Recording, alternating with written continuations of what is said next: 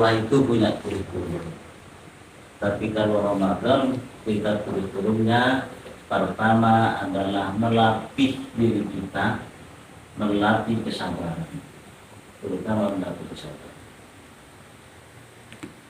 Di dalam perjalanan kita berpuasa, kalau yang anak-anak sekarang sudah bertanya, sudah dapat berapa hari puasanya? Jadi sebentar lagi menghitung akan mau lebaran. Di dalam satu hadis begini, anak-anak itu juga tahu sebenarnya, cuma merefleksikannya berbeda. Dalam hadis begini, man fariha bi dukhuli Ramadan karramallahu lahu jasaduhu 'ala nar.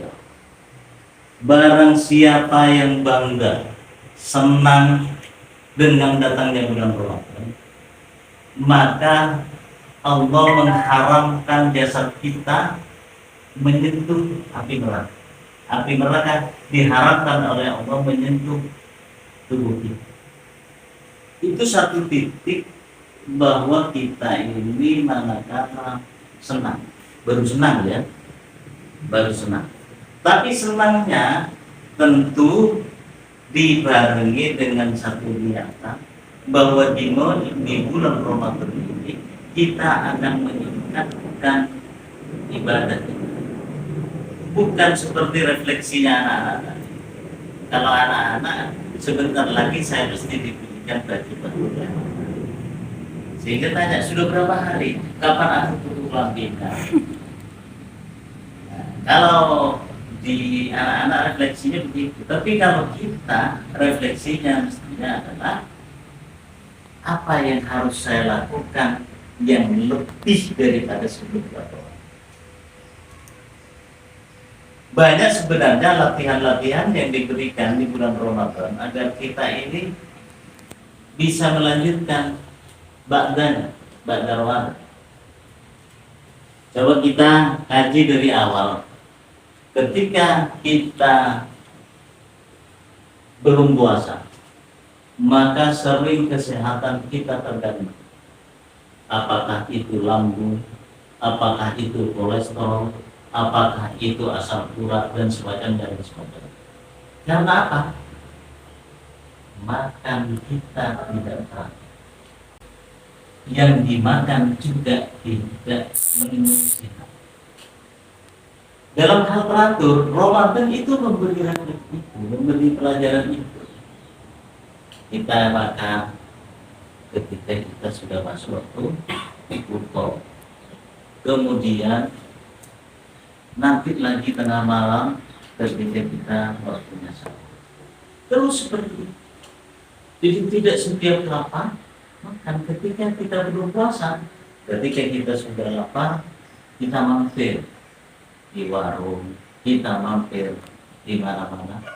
Kita untuk asal Ustaz jangan mampirnya di rumah-rumah yang lain, ya. Jangan mampirnya di rumah-rumah yang lain. Misalnya Ustaz ini berpotensi, karena kalau masih belum pernah mampir jadi belum Ustaz. Jadi itu. Terus kemudian menu juga dihitung, dijaga.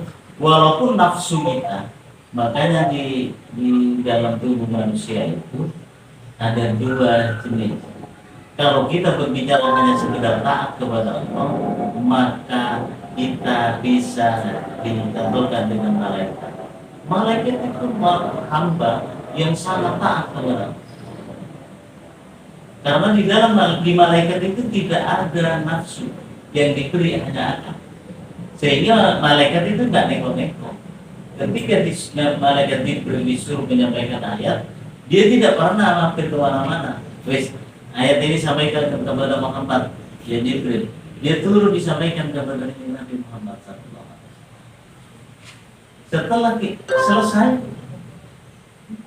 kembali ke tempat. Ini ada di manusia, ada sifat seperti ini. Kemudian di dalam manusia juga ada sifat hayawan. Karena di dalam manusia, hewan itu tahu, hewan itu tidak diberi akal, diberinya nafsu. Maka kita lihat semua, kucing kalau mau berhubungan sama kucingnya, itu walaupun teriak dilakukan. Kadek noleh, kadek tahu. Ayam begitu. Karena yang dia tahu hanya nafsu melakukan itu. Manusia ada sifat itu ada. Maka di dalam manusia itu ada dua sifat yang dari ada sifat hayawan dengan ada sifat malaikat. Sifat yang menyerupai malaikat dan menyerupai hewan.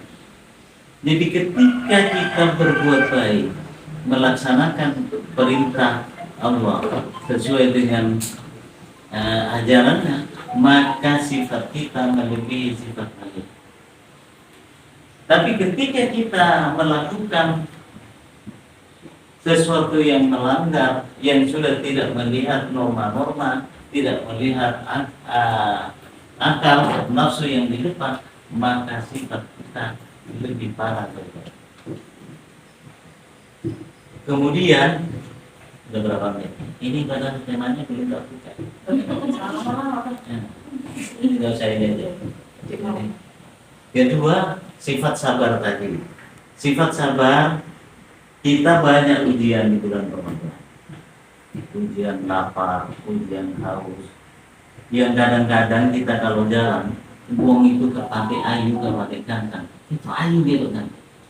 Ingin belok.